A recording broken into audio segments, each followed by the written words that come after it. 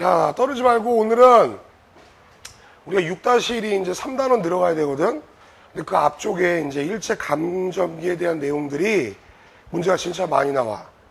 이게 뭐 내신이건 수학력 평가건 한국사 능력 시험이건 많이 나오기 때문에 오늘 그거를 파트별로 나눠가지고 잠깐 복습할 거니까 필기하시고요. 그 다음에 정리할 때 선생님이 질문을 드릴 때 대답만 좀 해주시면 돼요. 자, 필기합니다. 자, 일제 강점기는 크게 몇 개로 나눠져 있는지 알아? 반응이 없네. 세 개예요. 자, 1910년대랑 1920년대 다 필기하고 있죠.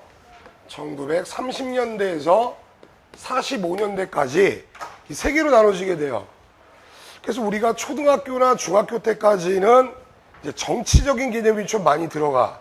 근데 지금 우리가 그냥 초딩 과정만 배우려고 하는 게 아니기 때문에 정치만 나오는 게 아니라 경제랑 관련된 것도 조금 기억을 해야 되고요. 우리가 수업 시간에 독립군 활동이라든지 여러 가지 애국 활동 같은 것들도 했지만 모든 내용이 이 세 개의 섹터 안에 들어가는 거기 때문에 내가 공부가 됐는지 안 됐는지를 알고 싶다면 그냥 다른 거 다 필요 없어. 뭐 한국광복군이든 대한독립군이든 국채보상운동이든지 간에 어디에 들어있는지만 알아도 공부가 어느 정도 성공한 거야. 근데 대부분 너희 다 안 되잖아. 다시 따봐. 진도 끝났는데 안 들어와 있잖아, 전부 다. 그래서 그걸 다시 한번 정리하는 거야. 자, 어떤 친구들은 정치랑 경제라고 하는 개념도 좀 많이 헷갈려 하는 친구들이 있어요. 그러니까 정치라고 하는 건 뭐냐면은 써줄게. 정치는 다스리는 방법이야. 자, 혹시 1910년대 같은 경우에는 정치 형태 어떻게 걸 뭐라고 부르는지 아세요? 뭐라고? 그렇죠. 무단통치.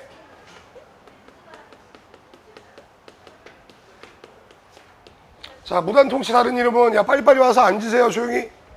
무단통치 다른 이름 혹시 아는 사람 없어? 숙제 면제해준다 그랬잖아. 뭐라고? 그렇지. 너는 일주일 면제.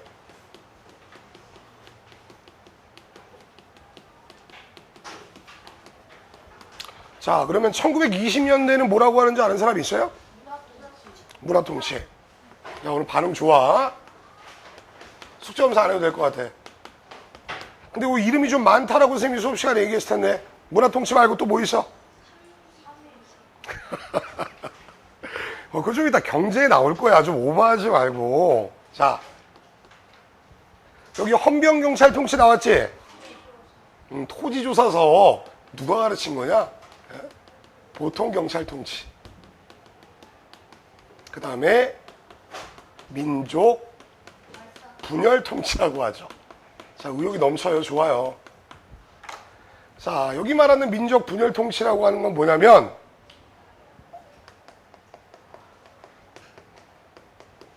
친일파를 양성을 해서 조선 사람이 조선 사람을 다스리게 하는 그런 방법을 쓰는 거야. 그 선생님이 예전에 뭐 수업 외적인 얘기인데 친일파란 표현 좀 잘못된 표현이라고 얘기했었죠. 친일파라는 거는 일본과 친한 사람들이란 얘기잖아. 나쁜 뜻이 아니에요. 원래 정식 명칭은 민족 반역자라는 명칭이 더 맞아요. 그렇기 때문에 우리가 잘못 알고 있는 글자들도 좀 기억을 해놓을 수 있도록 하시고요. 자, 마지막 뭘까요? 그렇지. 자, 선생님이 좀 크게 얘기하라 그랬을 텐데 뭐라고? 민족 말살 정책. 그렇죠. 민족 말살 통치. 자, 그러면 민족을 말살한다라는 거는 우리 민족을 다 죽여버린다는 얘기가 아니에요. 정신을 바꾼다는 얘기가 되는 거지. 그리고 언제나 공부할 때는 선생님 목이 쉬었고 너무 힘들다. 말 좀 잘 들어. 왜 그랬는지를 기억을 해놔야 돼. 그러면은 무단통치랑 문화통치가 나타나게 됐던 여기 계기가 있을 거 아니야. 야, 니네 상식적으로 딱 봐봐. 어떤 게 좀 어감이 안 좋니? 무단통치랑 문화통치 중에. 그렇죠. 무단통치 맴매하는 거예요.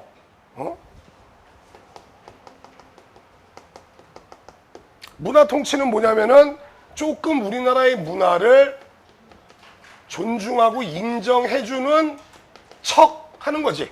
일단 다 안 좋은 거야, 칠판에 써 있는 건. 그러면 도대체 무조건 잡아다가 독립운동하는 사람들 두들겨 패고 감금했던 무단통치가 왜 갑자기 조금은 봐주려고 하는 문화 통치로 바뀌게 된 거야? 야, 이거 맞추면 오늘 숙제 검사 진짜 안 한다. 아무리 무력으로 숙제 검사 하자. 오늘 안 되겠다. 1915 3월 1일 아니 3.1운동 그렇죠. 3.1운동 때문에 무단 통치에서 문화 통치로 바뀌게 된 거예요. 3.1운동이 뭔지는 다 아시죠? 전국적인 만세 운동이기 때문에 전 국민들이 일어나서 일본의 무단 통치를 반대하는 입장을 보였기 때문에 일본 입장으로서는 그냥 두들겨 팬다고 우리를 다스릴 수 없다고 생각해서 일종의 뭐야? 회유책을 쓴 거야. 회유라는 단어가 좀 어렵죠? 초등학교 6학년 기준으로 그냥 꼬시는 거야. 속이는 걸 얘기를 하는 거지. 그러면 1920년대 문화 통치를 하다가 3, 40년대 민족 말살 통치로 넘어가게 됐던 이유는 뭘까요? 넌 일단 오늘 숙제 검사 안 할 거야, 넌. 뭘까요? 피자 쏜다. 그리고 내가 가르쳐줬던 내용이거든. 그래서 아까 전에 얘기했지, 오늘 좀 호응 좀 좋아야 된다고. 누군가 맞춰줘야 돼요. 기대를 말자, 내가. 자, 민족 말살 통치라고 하는 거는 사람들을 다 잡아다 죽이는 게 아니라 정신을 바꾼다고 얘기를 했어요. 상식적으로 생각해보자.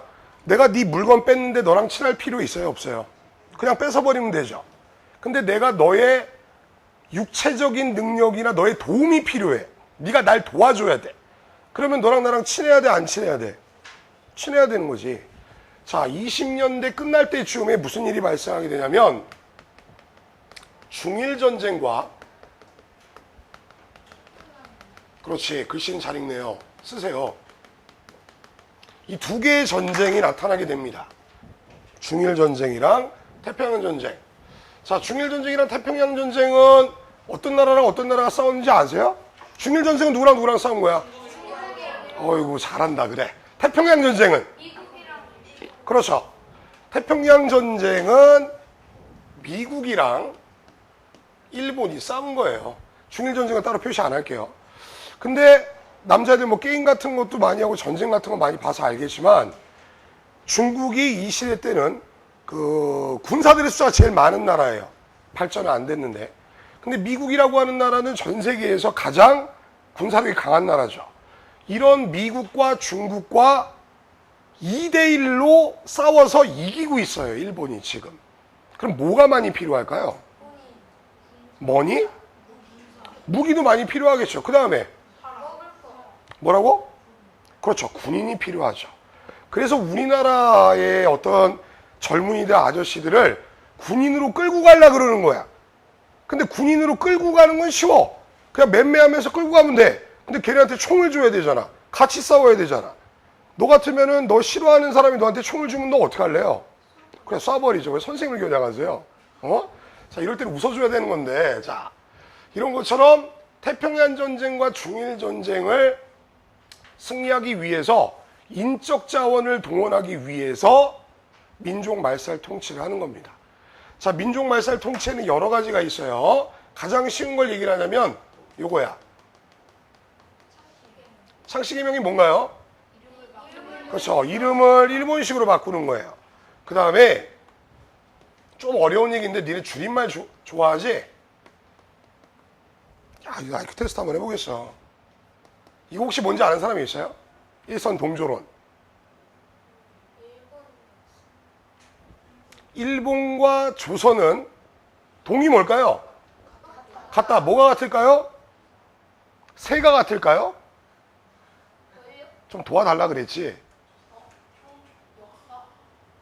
조역사는 뭐야? 조역사. 조가 뭐야? 너희 할머니 할아버지들 뭐라 그래? 증조 할아버지, 증조 할머니. 그래, 일본과 조선은 조상이 같다는 얘기야. 이거 말고도 내선일체라고 하는 것도 있어요. 조선과 일본은 한 몸이다. 이런 내용들이 있지. 그리고 자, 신사참배도 강조합니다. 그렇지. 일본의 이제 중요한 위인들, 이런 사람들의 어떤 위패나 이런 게 있을 때 거기에 가가지고 막 절하고 막 이렇게 하게 하는 거지. 우리나라로 따지면 현충원 같은 데라고 생각하면 돼. 현충원. 자, 아무 데나 앉으세요. 자, 여기 칠판에 써 있는 내용이 일반적으로 봤을 때 일제강점기가 1910년부터 1945년 8월 14일 11시 59분 59초까지야. 그거를 3개로 나눈 거야. 3개. 이거는 니네같이 초딩 때 배우거나 중딩 때 배우거나 고3 때 배우거나 다 똑같아. 내용이. 자, 저번에 한번 가르쳐 줬는데 우리 기억 못하는 거 보니까 다시 한번 외울 수 있도록 하세요. 여기까지는 일반적으로 중학교 한 2학년 정도 수준은 요 정치만 알아도 돼. 문제를 푸는데. 근데 그 이후에 넘어가잖아? 그 이후에는 이게 나오죠.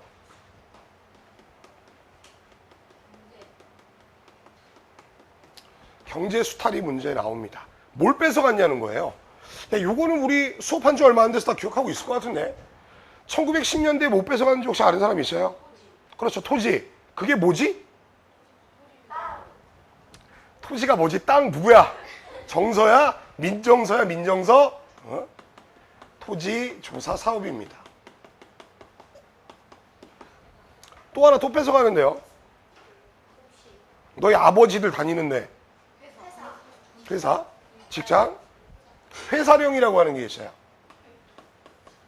공장은 어떤 자식이야? 공장은. 자, 토지조사 사업 회사령. 그 다음 20년대에는 못 뺏어가나요? 그렇지. 정상인이 한 명 있구나. 오버하지 마. 산미증식계획.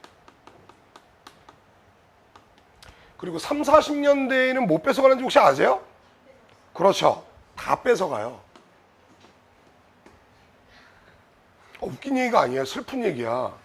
네 거 누가 다 뺏어가는데 그렇게 즐거워? 자,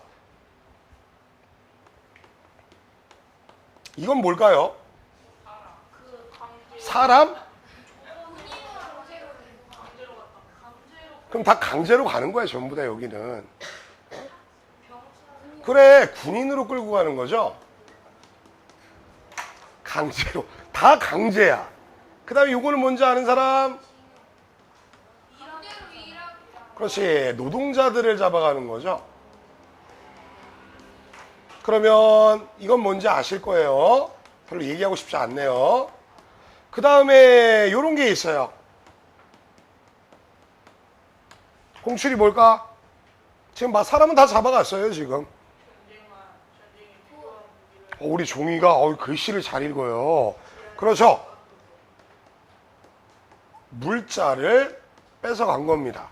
뭐 숟가락, 젓가락, 그 다음에 뭐 소뚜껑, 학교 교문.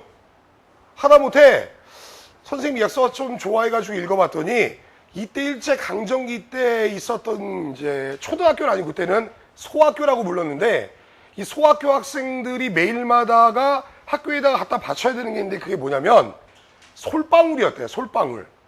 솔방울을 뭐에다 쓸까요? 던져요. 전쟁터 가서 솔방울을. 넌 시킬 때만 얘기해라. 너는. 솔방울 뭐에다 쓸까요? 비슷하게 맞아요. 땔감이에요. 땔감. 휴대용으로 땔감으로 쓰고 그 조그마한 꼬맹이들한테 일본 군인들이 전쟁터에 나가서 쓸 땔감까지도 가져오게 했다라고 하니까 아까 전에 네가 얘기했던 것처럼 민족 말살 통치에서의 경제적 수탈은 뭘 뺏어갔는지에 대해서 고민할 필요가 없어. 왜? 다 뺏어갔어요. 전부 다. 그럼 이거 조금 세부적인 내용 좀 살펴봐야 되겠네요. 토지조사 사업은 신고제입니다. 자, 신고 뭐 모르는 사람 없겠죠. 그러니까 뭐냐면은 자기가 얼마만큼의 토지를 갖고 있는지 안 갖고 있는지를 신고를 해야 돼. 명목은 뭐냐면 너희 조선은 너무나 미개해서 누구 땅인지도 잘 모르니까 이번 기회에 내가 정리 좀 해줄게 라고 얘기를 하는 거야. 근데 우리나라 사람들이 신고를 잘 했을까요? 안 했을까요? 안 했어요. 이유는 두 가지가 있어요. 첫 번째는 우리나라 원래 일본이랑 사이가 안 좋아. 임진왜란이라고 혹시 들어봤어요? 그치? 그리고 한일전 하면은 우리가 지면 기분 좋아요? 안 좋아요? 안 좋잖아. 브라질한테 진 거보다 일본한테 진 게 더 안 좋거든. 왜 그런지는 잘 모르겠어요. 그리고 아직까지는 문맹률이 굉장히 높기 때문에 토지조사 사업 신고 서류가 박물관에 되게 많이 있거든. 가보면 이렇게 두꺼워. 글씨도 못 읽는 사람한테 이걸 다 읽어봐야 돼. 그럼 맨 뒤에 뭐라고 써 있냐면 신고하지 않는 토지는 주인이 없는 것으로 간주하고 조선총독부에서 압수한다. 이렇게 써 있는 거야. 그래서 회사 하나 등장합니다. 동양척식 주식회사. 자, 필기 책에다 하라 그랬죠. 필기 안 하면 이따 검사하고, 자, 그 뒤에는 무슨 일이 벌어질지 몰라요. 빨리 필기하는 게 좋아요. 자, 토지조사 사업을 통해서 뺏어간 토지를 동양척식 주식회사로 넘긴 다음에 일본인한테 싼 가격에, 그렇지, 싼 가격에 팔아버리게 되는 거지. 자, 회사령이라고 하는 건 종이 앞에 봐야지, 어디 보나. 자, 회사령이라고 하는 거는 신고제가 아니라 허가제입니다. 아이고, 이래. 허가제라고 하는 거는 허락을 받는다라는 얘기를 하고 있는 거예요. 조선 사람이 회사를 만들고 싶으면 조선 총독부에 허락을 받아야 돼. 허락 잘 해줬을까, 안 해줬을까? 안 해줬다라는 거죠. 자, 1910년대에는 땅을 뺏어가기 위한 토지조사 사업과 회사를 못하게 하려고 하는 회사령이 있었다는 걸 기억을 해놔야 돼. 알았어? 좀 크게 얘기해야지. 알았어? 네. 그럼 20년대 산미증식 계획은 생산한다, 쌀을 늘린다라는 이런 계획을 하는 거야. 일본은 메이지 유신이라고 하는, 이거는 뜻을 알 필요 없어요. 메이지 유신이라고 하는 어떤 개혁을 통해서 아시아에서 제일 먼저 공장들이 많이 생겨요. 공장이 너무 많이 생기다 보니까 집이랑 논 같은 게 별로 없단 말이야. 그래서 식량이 부족해가지고 어디선가 뺏어와야 돼. 근데 중요한 거는 우리나라 사람들한테 설득을 하는데 어떻게 하냐면, 요만한 땅에서 쌀이 10가마가 난다고 치자. 그러면 일본 놈들이 와가지고 이제 꼬시는 거야. 자, 우리가 품종도 개량해주고 저수지 같은 것도 만들어 줄 테니까 10가마 나오는 이 땅에서 15가마 나오게 해줄 테니까 내가 3가마만 가져갈게. 그럼 너희는 원래 10가마 나는 건데 12가마 가져가면 좋은 거 아니냐? 설득을 한 다음에 계약서를 쓰는 거예요.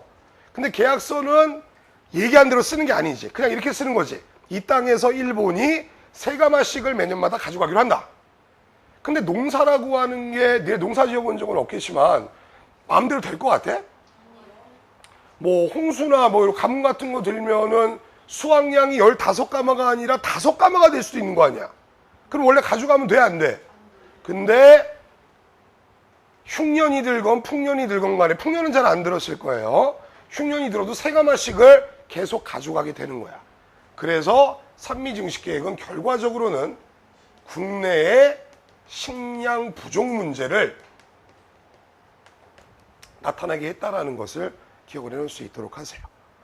자, 이거 말고도 화폐 정리 사업이라든지 여러 가지 다양한 그런 운동들이 많이 있어요. 근데 다시 한번 얘기하겠지만, 역사 과목은 세계사든 동아시아사든 뭐든지 간에 시간 순서에 따라서 타임테이블을 파악을 해야 돼. 그러니까 무작정 외우는 게 아니라고. 이게 딱, 요게 10년대구나. 요게 20년대구나. 요게 3, 40년대구나. 그리고 이렇게 칸을 만들어 놓은 다음에 거기다 이렇게 집어드시면 돼요. 자, 예전에 한번 했던 내용을 다시 한번 복습을 해드린 거기 때문에 한번 기억을 해놓을 수 있도록 하고요. 여기서 끝내려고 그랬는데 시간이 조금 남은 것 같으니까 또 보너스로 조금만 더 해드릴게요. 아까 전에 누가 얘기해볼까? 종이가 한번 얘기해볼까? 무단통치에서 문화통치로 넘어가게 되는 계기가 되는 사건이 뭐라 그랬죠? 3.1운동이죠. 3.1운동은 우리가 연도를 꼭 아실 필요는 없지만 이제 7차 교육과정 넘어가면서부터는 연도 물어보는 거는 반칙이에요. 근데 정말 중요한 연도는 한두 개 정도를 외워놔야지 공부하는데 좀 편해. 혹시 3.1운동 몇 년도에 일어났는지 아는 사람 있어요? 1919년. 오, 분위기 좋아요. 1919년.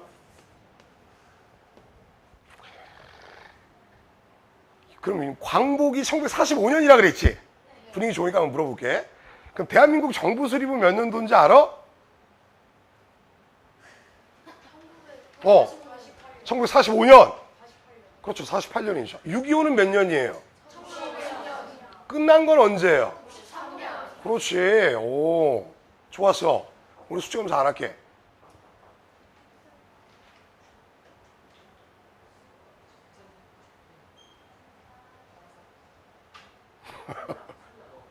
빨리 해. 어차피 편집하실 거니까 신경 쓰지 말고 빨리빨리. 자, 집중하세요. 자, 1919년에 3.1운동이 나타났다고 그랬고, 그래도 연도를 좀 많이 알고 있네. 야, 3.1운동 이 자체에 대해서는 문제가 안 나와. 이거 문제 나올라 그러면 야, 멍 때리지 말고 칠판 봐. 3.1운동 자체에 대해서 문제가 나오려면 고등학교 한 3학년까지 가야 돼. 근데 오늘 IQ 테스트 한번 하겠어. IQ 테스트. 이거 맞춘 녀석은 한 달 동안 숙제 검사 안 한다. 진짜. 찍히잖아. 거짓말 아니잖아. 한 달 동안. 자, 일단은 기본적인 내용부터 할게요. 3.1운동이 일어나는데 원인을 준 사건이 3개가 있어요. 첫 번째는 바로 뭐냐면은 아까 배운 내용이죠. 그렇죠. 너무 맴매를 많이 했기 때문에 사람들이 지렁이도 밟으면 꿈틀한다는 생각에 3.1운동을 한 거야. 그 다음에 또 뭐가 있냐면은 3.1운동은 몇 월 며칠 날 일어난 거냐? 이것도 대답 못하는 녀석이 있냐? 몇 월 며칠이야? 그럼 2월 8일이 빠른 거냐? 3월 1일이 빠른 거냐? 자, 3.1운동은 2월 8일 날 일본에서 있었던 28 독립선언. 자, 일본의 수도인 동경에서 파견해 갔던 유학생들이 일으킨 28 독립선언이 먼저 있었어요. 거기에 영향을 받은 거야. 나머지 하나는 조금 어려운데, 근데 수업 시간에 가르쳐 줬어. 아는 사람 없어? 광주 학생 항일운동. 야, 이런 시공간을 초월하는 녀석. 그럼 훨씬 뒤잖아. 하여튼 아는 거 다 얘기하네. 정신 차리고. 미국 대통령인 윌슨이, 민족 자주주의는 또 뭐야? 민족 자결주의죠. 여기서 말하는 자결이라고 하는 건 자살을 얘기를 하는 게 아니라 자기가 스스로 결정해야 된다는 걸 얘기를 하는 거야. 그러니까 쉽게 얘기하면 뭐야 이거? 식민지 같은 거 하지 마세요. 뭐 이런 내용이라고 보시면 되겠죠. 자, 3.1운동에 영향을 준 사건이 3개입니다. 무단통치, 28 독립선언, 윌슨의 민족 자결주의. 자, 집중하고 팔 길지 말고. 그럼 3.1운동 때문에 영향을 받은 사건은 4개나 돼요.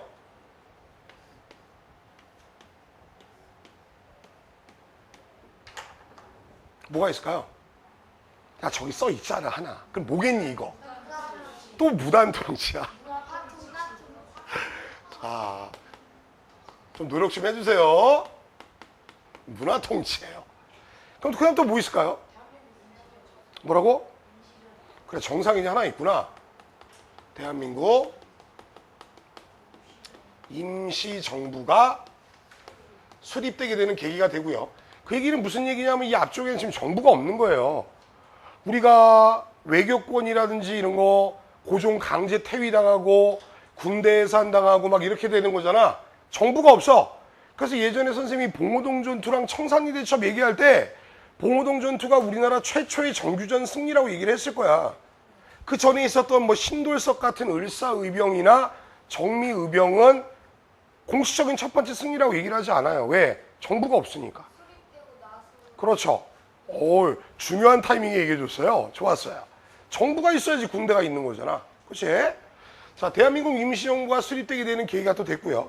나머지 2개는 지금은 뭐 우리 류현진이나 뭐 여러 가지 뭐 싸이나 이런 사람들 때문에 한국에 대한 존재를 외국에서 많이 알고 있어요.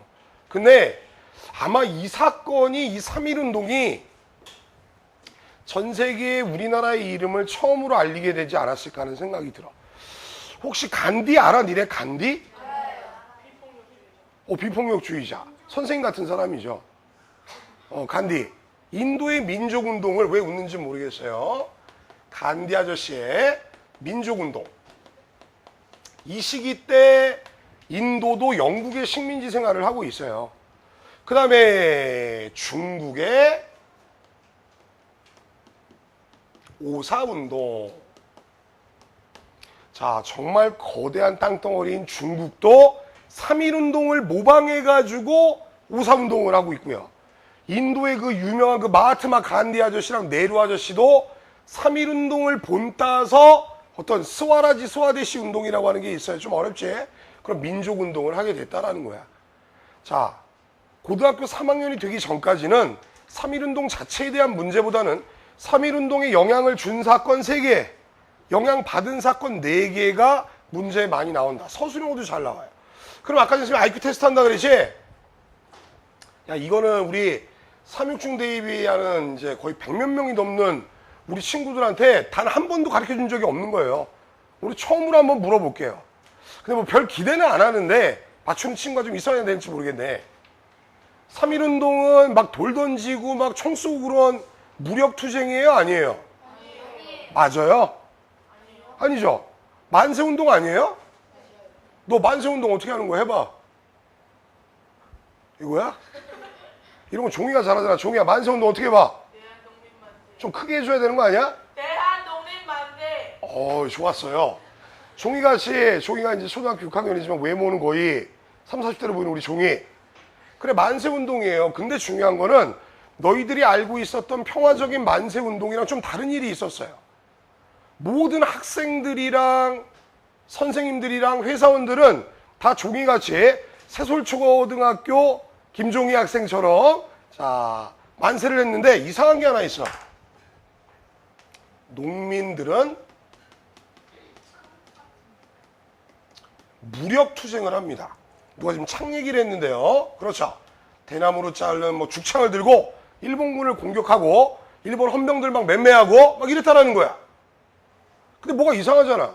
3.1운동은 어떤 교과서에 보더라도 전국적인 평화적인 만세운동이라며. 근데 왜 유독 농민 아저씨들만 무력투쟁을 했을까요? 더 화가 나서. 그럼 뭐 즐거워서 했을까요? 그냥 화를 내요. 사회선생 같네요. 좀 크게 얘기해줘야 되지 않을까요? 저 어디서 답이 나오는 것 같아요. 산미중식계획 틀렸어요. 그렇지. 야, 산미중식계획은 봐봐. 내가 연도 외우라 그랬잖아. 산미중식계획은 몇 년도라 그랬어? 야, 수학해야 돼? 1920이랑 1919랑 어떤 게 더 빨라? 그래. 근데 그것 때문에 이게 일어났다는 게 말이 안 되잖아. 근데 아까 방금 누가 얘기했지? 토지조사 사업. 자, 토지조사 사업은 뭘 뺏어가는 거라 그랬었죠? 토지죠. 토지에 제일 민감한 사람들이 누구예요? 어부예요? 어부? 광부? 사냥꾼? 안 들려. 뭐라고? 누가? 그렇죠. 토지조사 사업은 땅을 많이 뺏어가자라는 주의이기 때문에 이걸 통해서 땅을 뺏긴 사람들은 이 아저씨들이라고. 그렇기 때문에 사회의 여러 가지 각 계층들 중에 농민들만이 유독 분노의 무력적인 시위를 하게 돼서 다 아시는 것처럼 이런 일이 나타나게 되죠. 재앙리 압살. 그치? 화성 얘기도 좋아요. 자, 그쪽에서 양민들 학살하게 됐는데 그 양민들도 대부분 광부나 사냥꾼이나 회사원들이 아니라 뭐예요? 농민들이었다는 걸 기억을 해놓을 수 있도록 하세요. 오케이? 자, 이해가 좀 됐어요? 안 됐어요? 목소리가 작잖아. 이해가 됐어? 안 됐어? 됐어요. 그럼 조금 더 해줄게. 종이야 지금 몇 시냐? 20분이에요. 그럼 요거 조금만 하고 이제 마무리하면 될 것 같아요. 조금만 하고 마무리한 다음에 다시 이제 우리의 즐거운 수업을 또 시작하시면 돼요. 자, 딱 하나만 해줄게요. 아까 전에 1919년에 3.1운동을 계기로 우리나라에서 뭐가 하나 만들어졌다 그랬는데 뭐 만들었다 그랬나? 좀 크게. 대한민국 임시정부.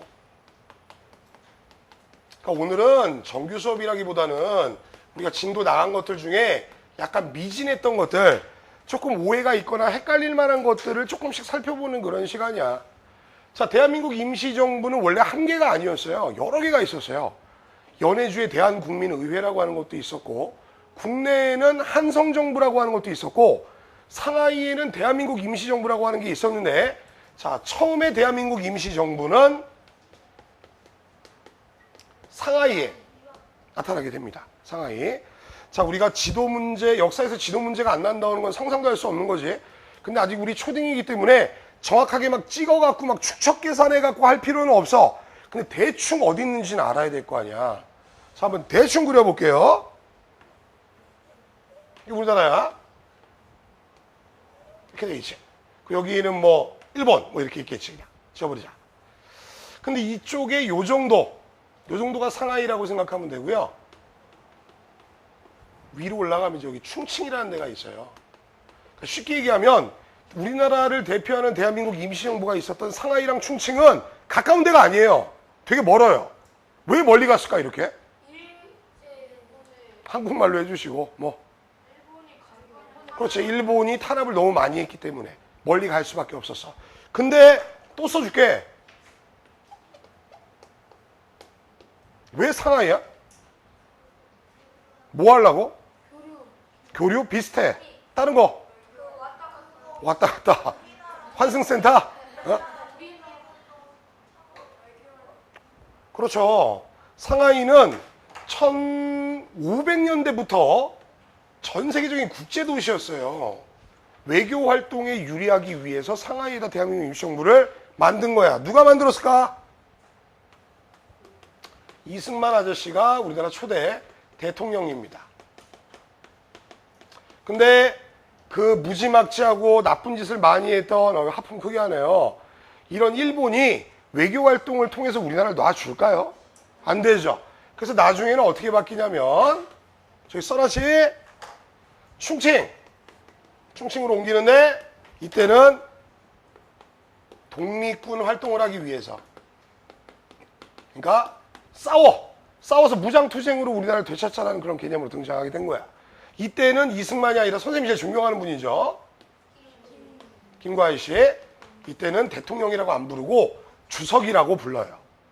그리고 요 사이에 바로 김구 아저씨가 한인 애국단이라고 하는 선생님이 정말 좋아하는, 니네도 좋아할 거야.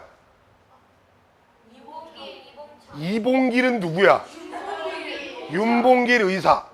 그 다음에 이봉창 열사. 의사와 열사의 차이점에 대해서는 얘기했죠? 의사랑 열사의 차이가 뭔가요? 열사는 여잔가요? 그럼 이봉창님은 여잔가요? 야, 이제 몇 번을 가르쳐 줘야 되냐? 열사랑 의사 차이가 뭐야? 괜히 필기하는 척 하지 말고 질문할 땐 대답을 해야지. 쫑이. 의사는 자기가 목적했던 걸 성공한 걸 의사라고 하고 열사는 실패한 거야. 그러니까 안중근님은 의사가 맞죠. 이토록을 싹 죽여버렸으니까. 그렇죠?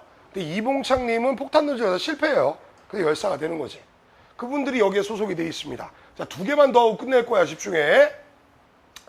근데 뭐 상하이에서 외교 활동을 했건 충칭에서 독립군 활동을 했건 간에 대한민국 임시정부에서 나오게 되는 기관 두 개가 문제가 꼭 나와. 기관 두 개가.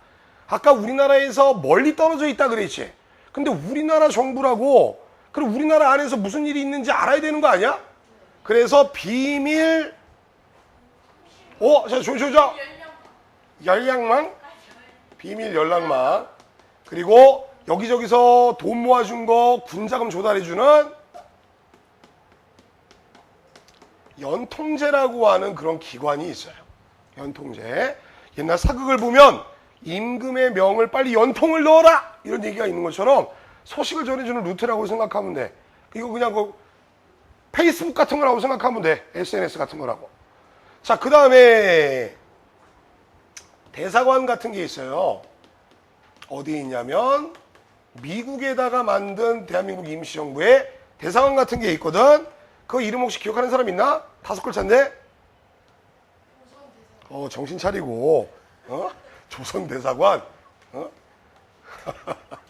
나 하여튼 촬영하는데 욕할 뻔했어요. 자, 구미위원부라고 자, 숙제검사를 안 받으려고 막 노력한 친구들이 많이 있어요.